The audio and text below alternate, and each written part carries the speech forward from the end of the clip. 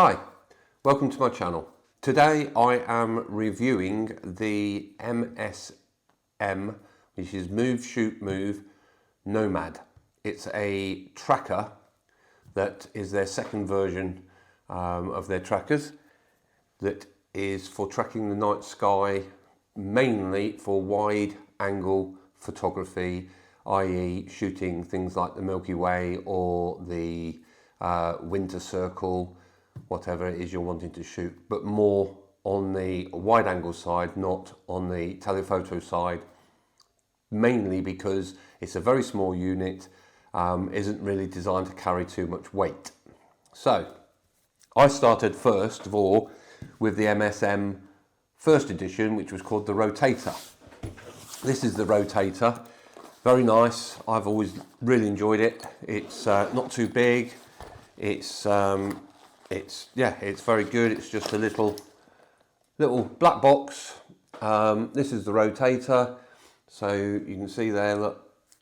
And then what you did is you attached to this this little gadget, which has got a laser in it. You then lined up, you put this on your tripod. I use you can do it with a ball joint, because you have to set it to the right angle, keeping it level. Everything must be level, tripod and everything. You set this to the right angle to shine up onto the North Star, because we're in the northern hemisphere, to line it up, and then you're ready to track. I then moved on and I bought a proper bracket, which is on the top of my tripod here now, which allows me to fine tune it to exactly the right angle and left and right. So this is more like what you would have when you've got a telescope, which MSM sell these. They're not too expensive. All the other Sky Watcher and Optron, I think it is, they all have their own versions of it for their trackers as well, but you can use them independently. And so then, yes, you put this on, attach this to the side, so it would be at an angle. Sorry, put it round the right way, look. Touch that to the side, and then that would be at an angle, and then once you've got it lined up using the laser, turn it on, and the first press of the button, hold it down, puts me in the northern hemisphere and it's tracking the stars. And then you would attach your camera onto this and away you go. So they came up with a new version of this, which is called the Nomad, which is been improved. So this is the Nomad. It's a lot smaller. It carries the same amount of weight, but the original one has other features. So you could track at different speeds. Why you would want to, I don't know. You could also do a time lapse on it. So you could attach your camera to it, and every time you the camera did a picture, it would rotate this a fraction. So when you've done your time lapse, you had a moving from left to right picture, which was good. But that's so easy to do with other gadgets, or even without having to use this. I used it once, I think, mainly just used this for tracking. So now I bought the Nomad because they have a slightly different system with this. It's much more improved on setting it up. So first of all, that's the Nomad. So that's the difference between the Move, Shoot, Move and the Nomad. So you can see that. Quite a bit of difference in size, a little bit different in weight, not much. But one problem that you had with the MSM Rotator was once it was started to rotate and you'd been going for a few hours and your camera had gone round to the other side, then what would happen? It could slip on this where it's attached, because this is just a rubbery base and it could slip. And I think quite a lot of people had that problem. And when you've got an expensive camera and lens on there, that's the last thing you want to happen, especially in the dark.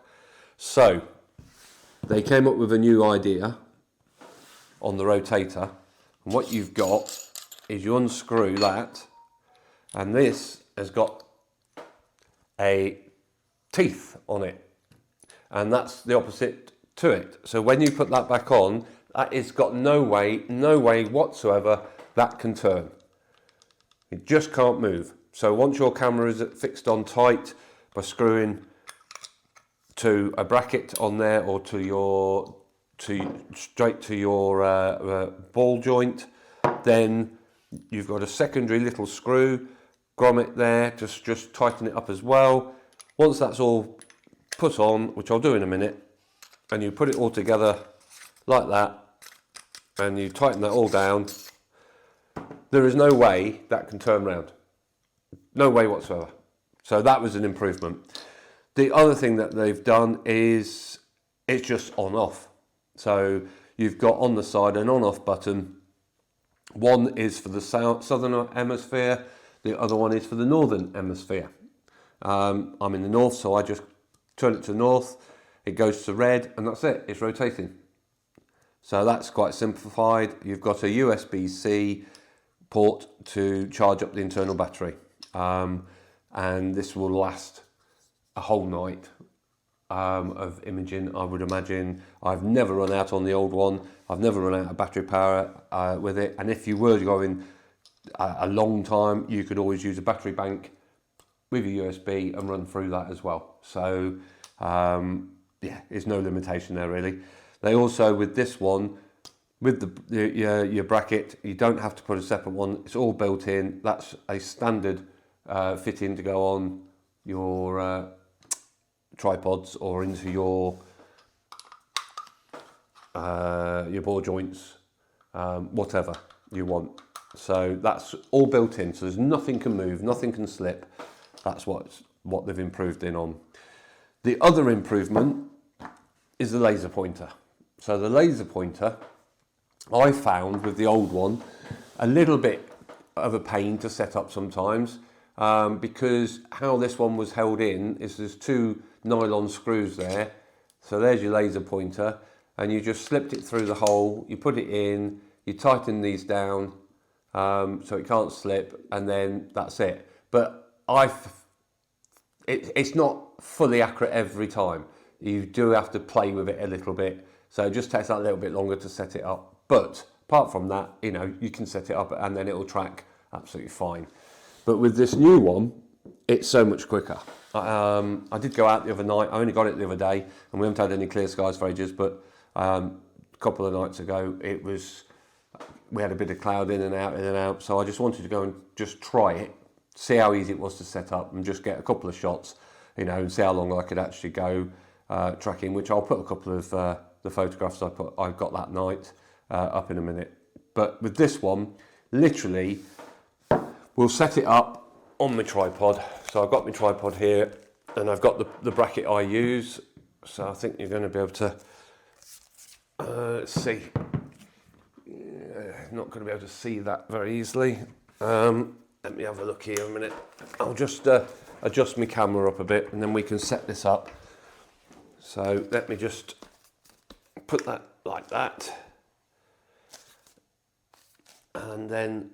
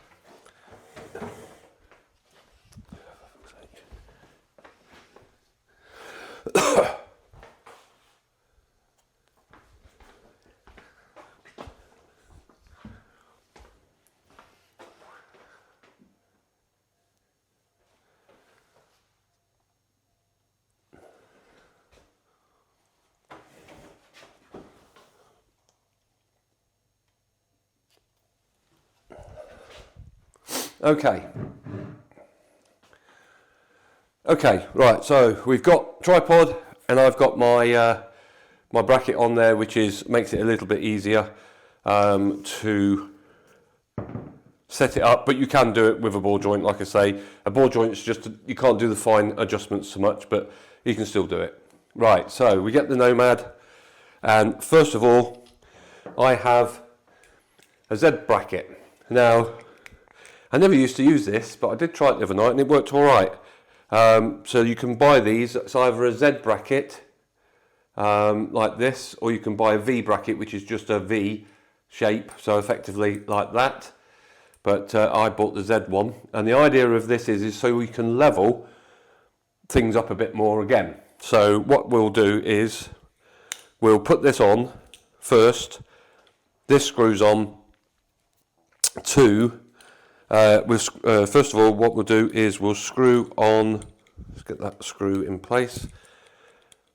There we go. Right, so we'll screw on a board head. So that's going up onto the top. It's just normal, as any other of these things. It's a standard screw. Screw that up tight. Okay, so we've got a ball head on there. Okay, so now what we'll do is screw this plate onto the actual Nomad. So we unscrew and take off, as I showed you earlier. We then screw that, sorry, there we go. We then screw that onto the bottom of the Z plate or the V plate, depending on which one you want, or you can just put the ball joint straight onto here. You don't have to have this Z plate, but it just makes things a bit easier, especially if you're doing panoramas. So that's now on. So now we get the Nomad and we put it into position, and we just screw that back down. And it only has to be finger tight. It cannot go anywhere. So it's a really good design. So now we've got the ball joint, the Z bracket, and the ball joint. Okay, so now what we have to do is we put this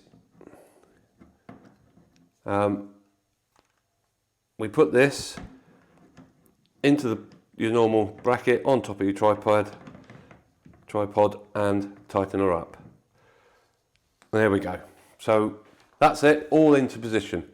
Now we'll imagine, I'm going to turn it round, that north is towards the camera. So we're looking at the North Star. What we do then, we get the laser pointer and we unscrew the front off of it. It has a black top on it. Unscrew that off, and what comes with this is this red top with another thread on it. So we screw that on top of onto the laser pointer, and then in the top left-hand corner of the Nomad, there is another little red screw that you take out, and there's a hole there with threads in. The laser pointer screws into that, which means it's in position every time you use this in exactly the same position. It can't be in any other position. Only has to be hand tight. Don't have to go over the top of it. Now, that is so much quicker to set up than the MSM Rotator, and I think that was going to be more accurate, so that's why I bought it. So then we turn that on, and because I'm using the Z bracket, I'll have to rotate that around because it's blocking. Now that's where it needs to be. It's blocking the laser. So the laser now is pointing up. We now can adjust left and right and up and down until we've got it bang on the North Star. Once we're on the North Star, we can turn the laser off. We can turn the bracket back round again, so we're sort of parallel with everything. And then we can lift up the Z bracket, undo that one, lift it up, so it's now more or less level. So effectively, my camera is now level, which means if I do a panorama, I'm still rotating with the stars, but I can do a much easier, quicker panorama like that. So what we do then is we get our camera and we attach our camera with your lens on top of there, and then if that's pointing north towards you, that's pointing north, Milky Way is going to be south, so all I've got to do is spin my camera around and put it where I want it to be. And now if I can adjust on the ball exactly what I want to shoot whatever I'm shooting of the Milky Way, and now we're ready to go. All I've got to do is turn it on. And that's it. That easy. And then if I was doing a panorama, I can just twist that round, take another shot, twist that round, take another shot.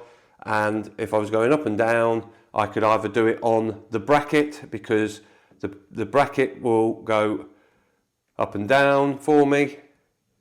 So I can do that. So I don't have to mess about with the ball joint. I can get a bit more precise that way. If I really wanted to go to town, I could bring this one up and down as well. So it's got plenty of different movements there. And I'm using a Sigma 24 art lens. It's not to the maximum weight. I think the maximum weight is 5 kilograms with this, and I'm not 5 kilograms with this. Sorry, not 5 kilograms, 5 pounds, and I'm not weighing 5 pounds with all my gear. And the other night, like I say, I went out the other night in between the clouds when I got a clear spell. I managed to get up to 3-minute exposures, no problems whatsoever. The problem was the cloud, not the actual tracking, which was fantastic. So much easier, so much quicker than the other one. Even though that's been a good tracker, this one I think is a lot easier. So I mean, I should be selling the other one, get rid of that.